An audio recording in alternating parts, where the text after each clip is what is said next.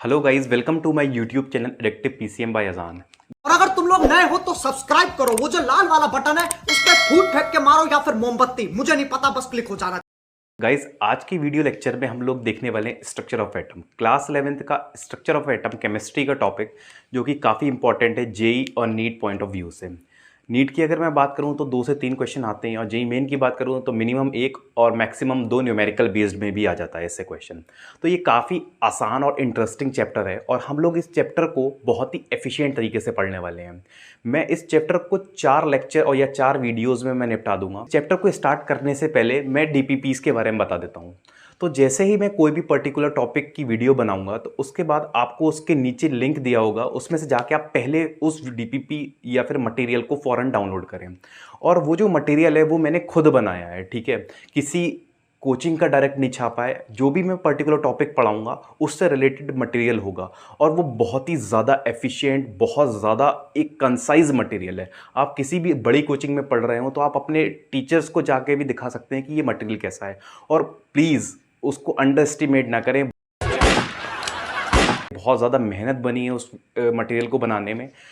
एक पीडीएफ अगर 10 क्वेश्चन है या 20 क्वेश्चन है तो कम से कम मुझे पूरा करने में 2 से ढाई घंटे लगते ही हैं। तो आप समझ सकते हैं इसके पीछे कितनी ज़्यादा वर्किंग, बैकएंड में देख सकते हैं आप कितना ज़्यादा वर्क हो रहा है, और आपको सिर्फ कुछ 10-15-20 मिनट की वीडियो मिल रही है।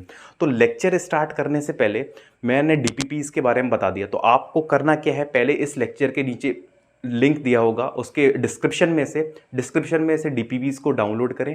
डीपीपी नंबर 1 को डाउनलोड कर लें। वो सिर्फ क्वांटम नंबर से रिलेटेड है। जो भी मैं पढ़ाऊंगा सब कुछ हो जाएगा। उसके बाद ये लेक्चर जब कंप्लीट हो जाएगा उसके बाद आप डीपीपी को ट्राई करें। नहीं होती उसके बाद में उसी वीडियो के, उस लेक्चर से पर्टिकुलर डीपीपीज़ के सॉल्यूशन वीडियो प्रोवाइड कराऊंगा आप। बात तो सही है।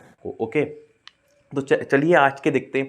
और काफ़ी मज़े में पढ़ना है, चिल रह के पढ़ना है। ये नहीं है टेंशन, लोड नहीं लेना है यार, ठीक है। लोड लोगे तो कुछ नहीं होगा यार, क्या होगा क्या नहीं होगा। तो बी रिलैक्स्ड, समझ रहे हो? आज का जो सब टॉपिक है क्वांटम नंबर्स। क्वांटम नंबर्स होते क्या हैं, आइए चलिए देखते हैं क्वांटम नंबर्स को। आई होप आप लोगों ने डीपीपी नंबर 1 डाउनलोड कर ली होगी। चलिए अब देखते हैं क्वांटम नंबर्स को। क्वांटम नंबर की डेफिनेशन क्या होगी? Solution of Schrodinger wave equation except spin quantum number. एक स्क्रोडिंगर वेव इक्वेशन होती है, उसके जो रूट्स होते हैं या उसके जो सॉल्यूशन होते हैं वही क्वांटम नंबर्स कहलाते हैं। किसको छोड़ के? एक स्पिन क्वांटम नंबर को छोड़ के। तो ये डेफिनेशन जो है ये किसी भी एग्जाम में नहीं आने वाली है, आपके किसी भी कॉम्पिटिटिव एग्जाम में नहीं वाली। जो क्वेश्चन आएगा वो यहाँ से, इस पार्ट से आएगा, तो ये ज़्यादा ज़रूरी है। क्वांटम नंबर्स 4 तरीके के होते हैं। Principal quantum number, azimuthal quantum number, जिसके 2 और नाम है, subsidiary quantum number, orbital angular quantum number. फिर तीसरा आता है मैग्नेटिक क्वांटम नंबर, चौथा आता है स्पिन क्वांटम नंबर। तो आइए इसको देखते हैं वन बाय वन। आइए सबसे पहले क्वांटम नंबर को देखते हैं, principal quantum number. Principal quantum number को स्मॉल n, तो ये क्या है? Represent main energy level. जो मेन एनर्जी लेवल होते हैं वो उसको बताता है मेन एनर्जी लेवल कौन सी एनर्जी लेवल में है इलेक्ट्रॉन। तो इसकी जो वैल्यू होती है वो नेचुरल नंबर होती है। तो नेचुरल नंबर क्या होती है? जो काउंटिंग नंबर 0 1 2 3 4 5 6 7 8 9 10 इस तरीके से। तो यहाँ जो के शेल होती है उसके लिए n की वैल्यू 1 होती है, एल शेल के लिए n की वैल्यू 2 होती है, m के लिए n की वैल्यू 3 होती है। तो ये मैं क्या बताना चाह रहा हूँ कि ये जो वैल्यू होती है प्रिंसिपल क्वांटम नंबर की वो नेचुरल नंबर होती है। अब एक और point, E N directly proportional to N. तो इसका मतलब क्या हो गया कि जो एनर्जी होती है इलेक्ट्रॉन की वो नंबर ऑफ शेल्स पे डिपेंड करती है। तो जैसे जैसे शेल्स बढ़ेंगी वैसे वैसे इलेक्ट्रॉन की एनर्जी बढ़ेगी। तो ये इस क्वांटम नंबर को आपने देख लिया। अब नेक्स्ट क्वांटम नंबर पे आती है अजीमुथल क्वांटम नंबर। इसके 2 नाम और हैं, subsidiary quantum number, orbital angular quantum number. Represent करता है number of subshell in a main energy level. ये जो मेन एनर्जी लेवल है इसके अंदर और कितनी सबशेल है वो इसको बताता है कि कितनी और सबशेल है मेन एनर्जी लेवल के अंदर। तो यहाँ पे वैल्यू जो होती है वो होती है 0 to n-1। तो 0 to n-1 किसके लिए? NH शेल के लिए। ये ध्यान रखिएगा, NH शेल के लिए 0 to n-1 इसकी वैल्यू होती है, L की वैल्यू। फिर ये क्या बताता है? Decides shapes of orbital. जो ऑर्बिटल की शेप होती है ये उसको भी डिसाइड करता है। तो ये हो गया हमारा azimuthal quantum number. Next quantum number आता है मैग्नेटिक क्वांटम नंबर। इसको हम स्मॉल m से डिनोट करते हैं। तो ये क्या बताता है? Determines orientation in space. जो ऑर्बिटल्स होती हैं उनकी ओरिएंटेशन किस तरीके से है स्पेस में, ये उसको बताता है। फिर आता है gives number of orbital in a given subshell. तो किसी भी सबशेल के अंदर कितनी ऑर्बिटल होती हैं ये उसको बताता है। इसकी जो वैल्यू होती है -L to 0 to +L होती है। ये आपको याद रखने वाली चीजें हैं। इतना आप याद रखेंगे ना तो आपसे जो क्वेश्चंस होंगे वो डेफिनेटली हो जाएंगे। फिर नेक्स्ट क्वांटम नंबर और हमारा जो लास्ट क्वांटम नंबर है उस पर आ जाते हैं हम स्पिन क्वांटम नंबर। सबसे पहली बात, ये स्क्रोडिंगर वेव इक्वेशन से नहीं ऑब्टेन करा गया है।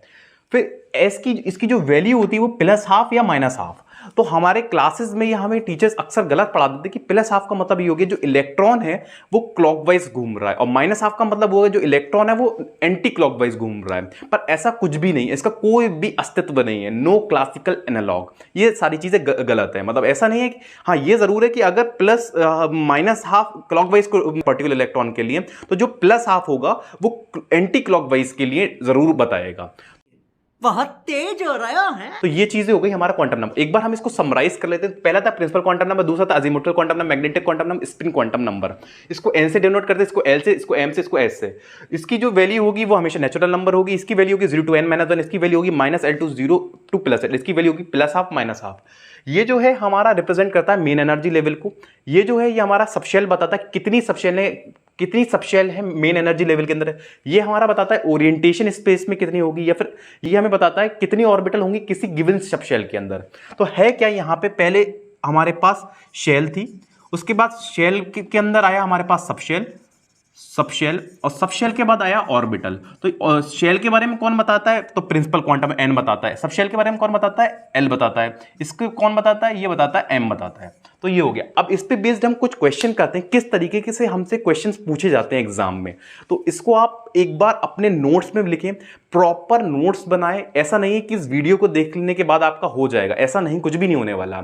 चले एक काम कर, 200 रुपए दे और 50 रुपए काट ओवर एक्टिंग के। आप प्रॉपर नोट्स बनाए, जैसा मैंने बनाया है बिल्कुल प्रॉपर इस तरीके से लिखें अपनी कॉपी में, और उसको बार बार रिवाइज करने की कोशिश करें। जब भी आपको क्या बोलते हैं लगे कि मेरी इस टॉपिक में या इस पर्टिकुलर चैप्टर में ग्रिप छूट रही है, तो आप अपने जो नोट्स बनाए होते हैं उसको रेफर करा करिए। वो सबसे बेस्ट तरीका है रिवीजन का। चलिए अब देखते हैं इस पे बेस्ड कुछ क्वेश्चंस। बहुत स्टैंडर्ड क्वेश्चंस करेंगे हम लोग इस पे बेस्ड। इंपॉर्टेंट चीज़ देखिए जो कि हमारे क्वेश्चंस को सॉल्व करने में बहुत ही ज़्यादा हेल्पफुल रहेगी।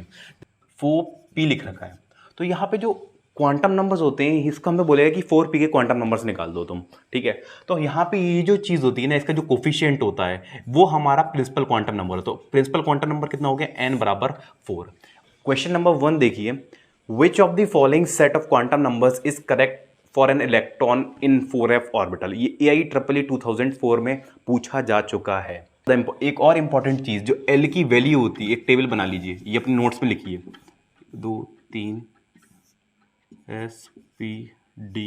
एक और चीज़ याद रखिएगा, ये एक और बहुत इंपॉर्टेंट चीज़ याद रखिएगा, जो वैल्यू होती है L की S P D F orbital के लिए अलग अलग होती है। वो होती है S के लिए 0, L के P के लिए 1 1 2 3। तो ये याद रख लीजिए, अपने नोट्स में लिख लीजिए, बहुत ज़्यादा काम में आएगी जब हम क्वेश्चंस को कर रहे होंगे। और हमें पता भी होना चाहिए कि S ऑर्बिटल की और P ऑर्बिटल की L की वैल्यू क्या होती है। तो यहाँ पे ये देखिए, ठीक है, आपने नोट कर लिया, आई होप आप लोगों ने नोट कर लिया होगा। चलिए आगे बढ़ते हैं। बोर तो नहीं हो रहा है ना? अगर बोर हो रहा है कोई दिक्कत वाली बात नहीं है, चिल, बिल्कुल रिलैक्स होकर पढ़ना है, आराम से, ठीक है। ये नहीं, इतना भी आराम नहीं कि वीडियो को बंद कर दिया अपने लेक्चर को। हाँ मतलब ठीक है, ज़्यादा लोड नहीं लेना है दिमाग पे। तो चलिए देखते हैं हम लोग अपने क्वेश्चंस को। तो क्वेश्चन नंबर 1 देखिए, which of the following set of quantum number is correct for an electron in 4f orbital. तो ये जो क्वेश्चन है AIEEE 2004 में पूछा जा चुका है, और आपकी DPP में क्वेश्चन नंबर ये 7 है।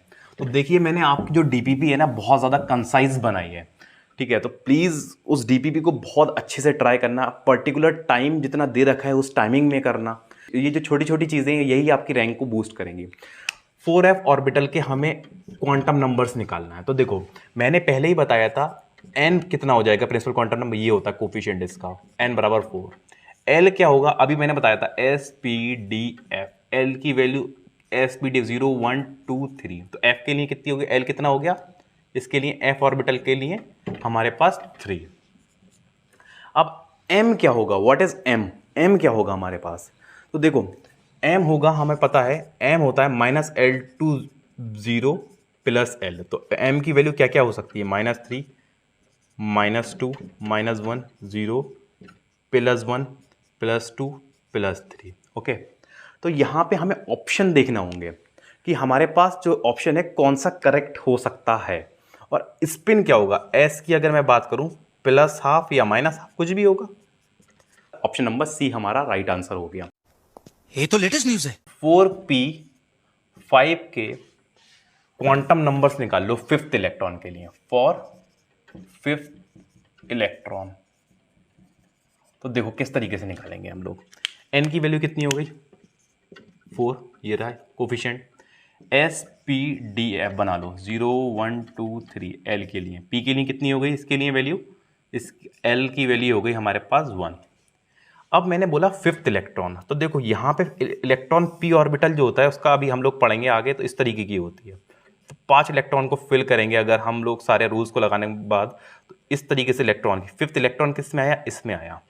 तो यहाँ पे जो L की M की वैल्यू जो आएगी, देखो M की वैल्यू क्या आएगी -L2 देखो M की वैल्यू होगी -L टू 0 हो सकती और +1, तो -L यहाँ आ गया 0 +1।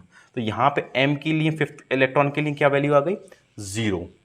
तो देखो और फिर आती है S की वैल्यू। स्पिन क्या हो सकता है, प्लस हाफ भी हो सकता है माइनस हाफ भी हो सकता है। अगर हम कंसिडर करना है प्लस हाफ को क्लॉकवाइज या फिर एंटी क्लॉकवाइज जो भी है इस तरीके से, तो क्वेश्चन ये इस तरीके से हम लोगों को हमारी डीपीपी में भी दे रखे हैं। तो प्लीज़ डीपीपी को बहुत अच्छे से ट्राई करें और उसको पर्टिकुलर टाइमिंग में करने की कोशिश करें। आई होप आप लोगों को इस वीडियो लेक्चर में बहुत ज़्यादा मजा आया होगा। और प्लीज़ इस वीडियो को लाइक करें, शेयर करें, ज़्यादा से ज़्यादा शेयर करें, ये आपके लिए बहुत ज़्यादा हेल्पफुल होने वाली है। मैंने बहुत ज़्यादा कंसाइज वे में इस वीडियो को बनाने की कोशिश की है और आप देखेंगे कि जो मैंने पढ़ाया है ना उससे ही रिलेटेड आपकी डीपीपी में क्वेश्चन मिलेंगे और पूछे भी गए हैं प्रीवियस ईयर्स क्वेश्चन में। Okay bye bye, next video में मिलते हैं। Have a good day, bye bye.